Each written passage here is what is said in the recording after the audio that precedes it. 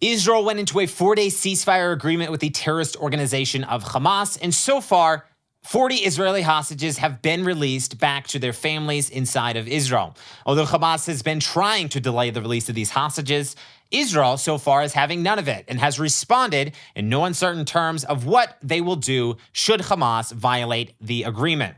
Also, Prime Minister Benjamin Netanyahu made history yesterday when he became the first Prime Minister of Israel in nearly 20 years to visit the Gaza Strip.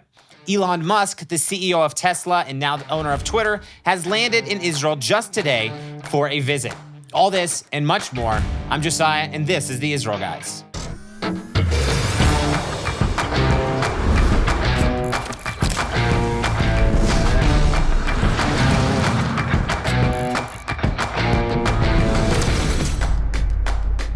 Welcome to the Israel Guys, where we believe that in a world of Jew hatred and anti-Israel propaganda, you should have a direct connection to the land and people of Israel. Guys, we're going to talk all about the ceasefire agreement that Israel is currently in with Hamas, the release of the hostages, who were released of the hostages, some of the stories there, stories in videos we're going to show you here. But first, make sure to like this video, hit that notification button so you never miss an episode of the Israel Guys, and if you're not subscribed, go ahead and click that subscribe button down below. We really would appreciate it. Helps us get this information out to more people around the world who love Israel and want to know what's actually happening here in the land of Israel. You can also follow us on all our social medias. Just go down to the description below. You can follow us on Twitter, Instagram, Facebook. You can watch on Rumble if you hate YouTube. On there, you could also join our breaking news Telegram group. It's a great way to get information firsthand from your phone as well there. All right, so Israel has been in a 4-day ceasefire agreement with Hamas, and it is set to expire tonight at midnight. The Hamas is supposed to release more hostages tonight, and then the ceasefire agreement is supposed to end unless it gets extended, as is a possibility, and there is talk about happening in Israel. The ceasefire started on Friday morning at 7 o'clock a.m. A temporary ceasefire agreement went into effect between Israel and Hamas, meaning that Hamas will stop shooting rockets into Israel, and Israel will stop attacking Hamas, rooting out and killing terrorists inside the Gaza Strip, basically stopping all ground and air operations in the Gaza Strip, and Hamas stops firing rockets at Israel. That's the ceasefire.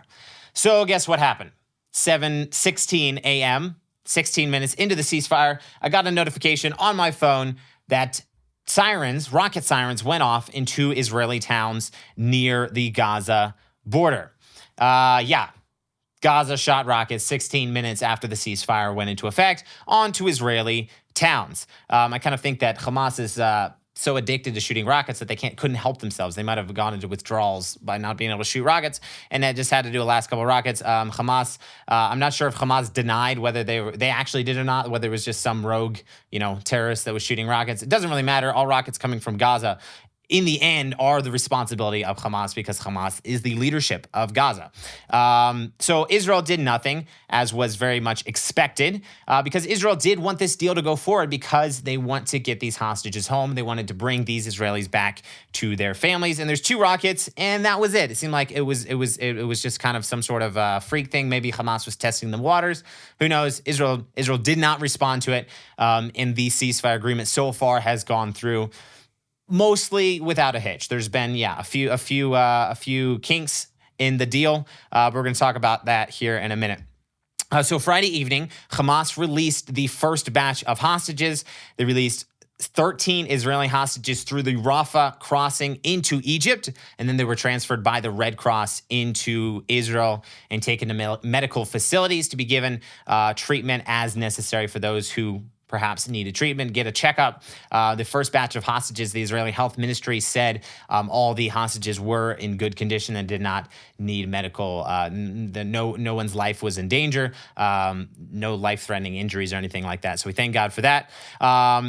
In response, Hamas released 13 Israeli hostages, and Israel, as part of their agreement, what they agreed to, part of the ceasefire agreement, ceasefire / you could say hostage prisoner swap, Israel released 39 Palestinian security prisoners.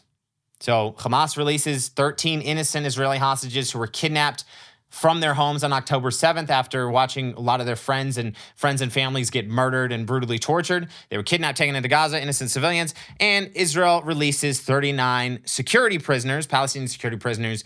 All of these who you've probably seen it on the news, talking about the Palestinian women and children who were released from Israeli prisons.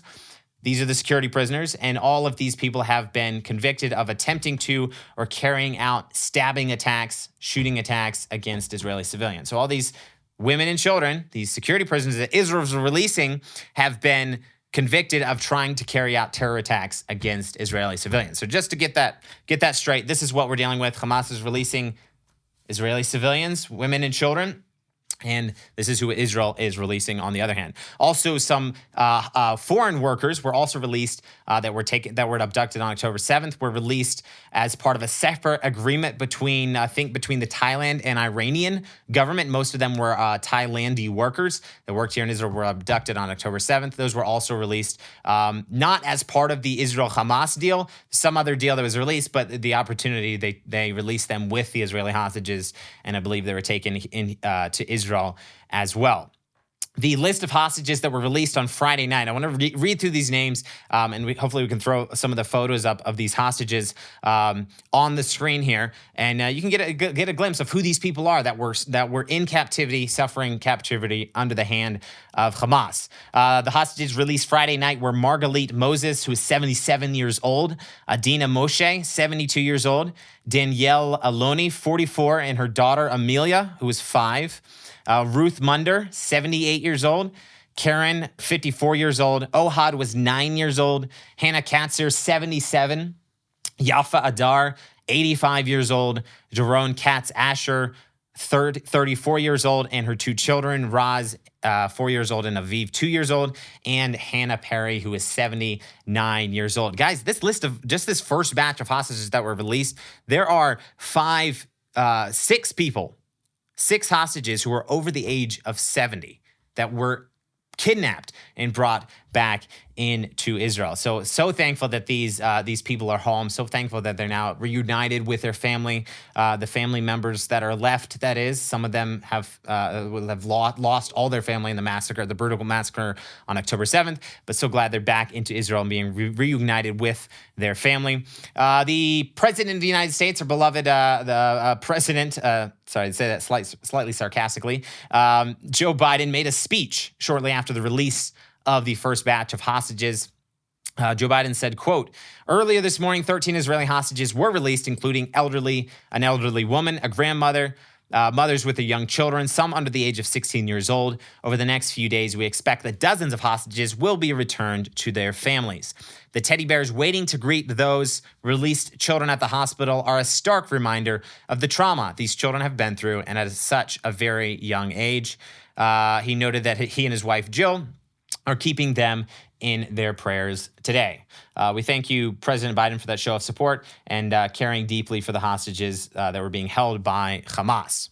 All right, so that was Friday. And so the second day of the ceasefire, Saturday night, around 6:30 p.m., when we should have started hearing information about the hostages that were going to be released. Saturday evening, about 6:30 p.m., a report came out that Hamas was delaying the release of the hostages. Channel 7 News reported, quote, "Hamas military arm has now claimed that it decided to delay the release of the second group of hostages until Israel meets the terms of the agreement to allow humanitarian aid trucks into northern Gaza."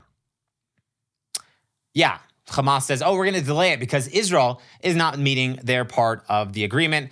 Israeli officials quickly responded that they indeed had kept their side of the agreement fully and were allowing trucks into Gaza on Friday. I think they released 200 trucks with humanitarian aid, food, fuel, all these things into the Gaza Strip. So Israel was keeping their side of the deal, but Hamas claimed that Israel was not meeting their terms of the agreement, so we're going to delay the release of the hostages. So 7 p.m., the Israeli security officials gave Hamas an ultimatum, said, hey, this is not okay. We're not going to play games here. Security officials said, quote, "If the hostages are not released by midnight, Israel will begin their ground operations in Gaza again in full force."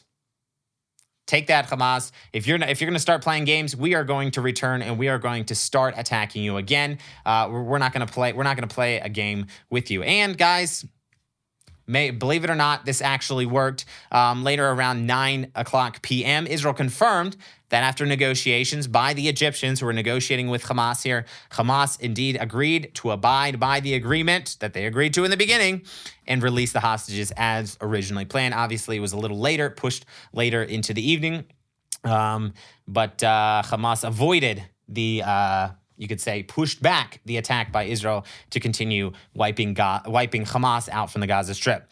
So around 11 p.m., it ended up being the 17 hostages were released. 13 Israeli hostages and 4 foreign workers were finally released back into Israel through the Rafah Cross. Again, they're taking them across from Gaza into Egypt, and then the Red Cross is bringing them from Egypt into Israel. Most of the hostages on Saturday night were actually taken to the Sheba Medical Center in Ramat Gan, except for Maya Regev, who was evacuated to the Soroka Hospital in Beersheba. Why? Because she had a very, very serious injury. She went there to receive medical treatment.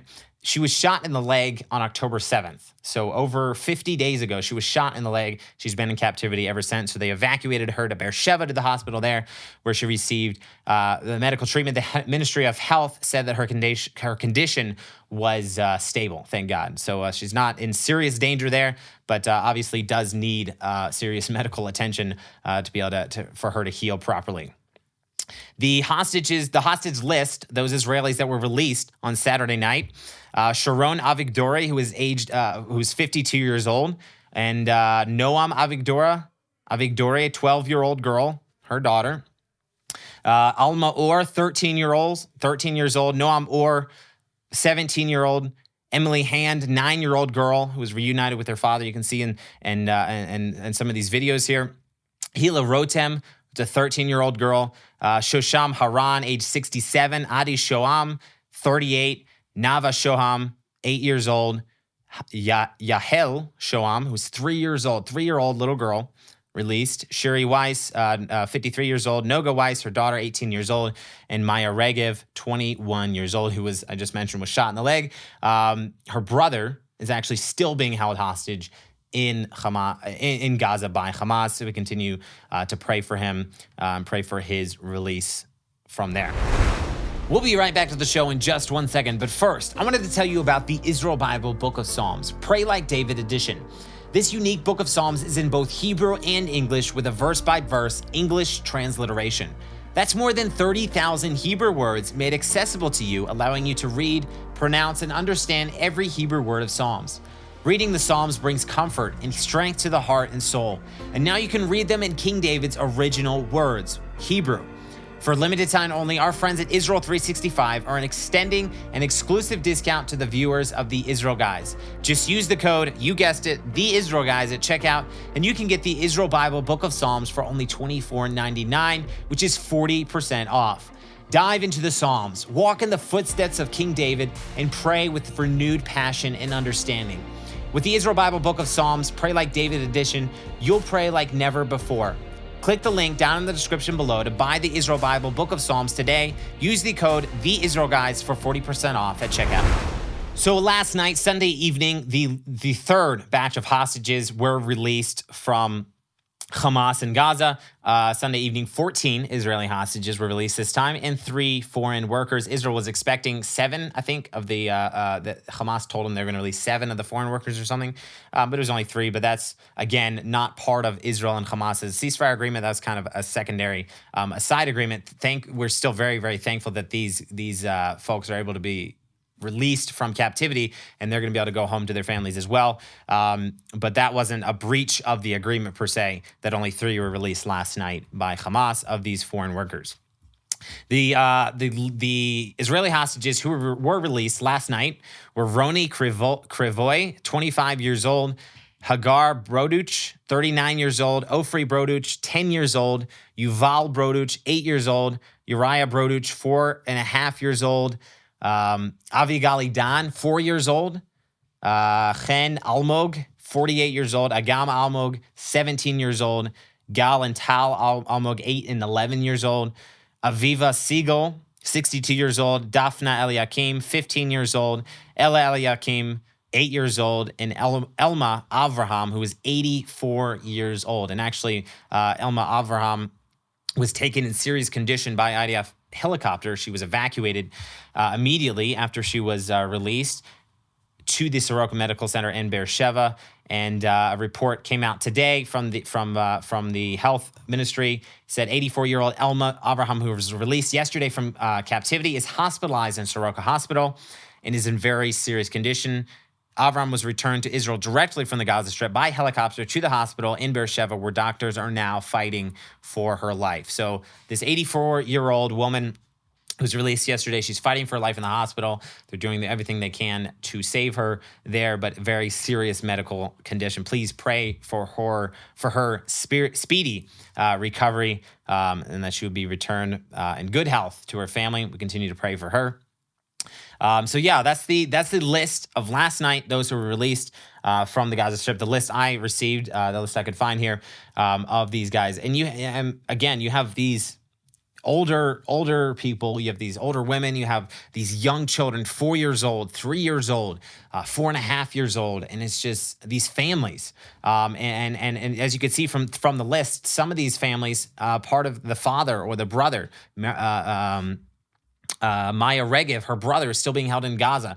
Some of the families, the father, everybody was released, but the father still being held in the Gaza Strip, which Israel stipulated they to Hamas that they wanted, as part of the agreement, they wanted, if they're going to release hostages, to keep families together. Keep the families together. Don't separate families when they're releasing them, for those who actually had family members who were also taken captive in the Gaza Strip. Obviously, you can tell Hamas sort of followed that, because there's some family members that are released together, but some completely disregarded that, and the other family member is still in captivity in the Gaza Strip. So, guys, that is overall, I believe, 40 hostages that were released, but there's still nearly 200 being held inside the Gaza Strip. 200 Israeli hostages. We need to pray for the speedy rescue and deliverance of those hostages from captivity, and that they would be either released by Hamas, or they would be rescued by the IDF and brought home in safety and in good health. Let's continue to pray for those being held in Gaza.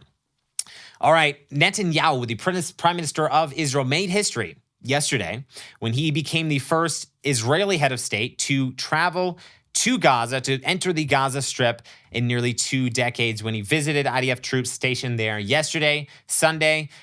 He was shown the Hamas tunnels down there. Netanyahu pledged to continue the Gaza war until he ousted Hamas from Gaza. Netanyahu said, quote, "Nothing will stop us. We're convinced that we have the power, the strength, the will, and the determination to achieve all the war's goals. And we will," he said. Netanyahu, again, no Israeli prime minister has been in the Gaza Strip for the last, pretty much since Israel gave up the Gaza Strip and gave it to the Palestinians in a plea and a hope for peace. Obviously, that didn't work out, but no Israeli prime minister has been there in nearly 2 decades, Netanyahu being the first to go back. And obviously, big moment for Israel, that show of strength for the Israeli government going back in, and that they are planning to, at this point, they're planning to continue the operation in the Gaza Strip to absolutely rid Hamas from the land there, which is absolutely what needs to be done and what has to be done, so no more massacres happen against Israeli citizens. All right, last thing before we close out today, I wanted to talk just a minute here about Elon Musk. He arrived in Israel just this morning, and already he's been down on a tour in Kfar Aza, so one of the towns that was brutally massacred, down by the Gaza Strip. He was there on a tour with Prime Minister Benjamin Netanyahu, and Netanyahu was obviously showing him what happened, showing him all what was going to, everything that took place down there in the kibbutz of Kfar Aza. And yeah, that's very good, because Elon Musk is a very influential person.